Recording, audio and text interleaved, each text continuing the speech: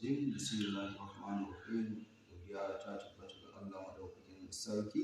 To wannan shirar da aka bani ta minti ɗaya ina godiya da ita kuma zan wannan shirar ne ba akan kowa ba akan ɗan majalisar mu ne mai wakiltar Gwarawa Local Government Labaran Abdul Madaku. Labaran dan Allah yan kasan Gwarawa laifin ne suka ma ko kuma na ce ƴan warkai.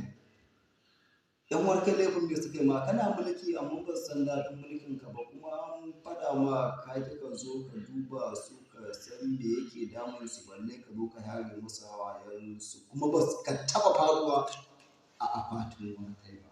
Sannan mu wakilan ka dole mu fito mu faɗa ma da haka muka ce ma bari mu hau midiya mu fara faɗa ma yanda idan ka gani duniya ma ta gani saboda mun faɗa ma ka ki ka zo kai.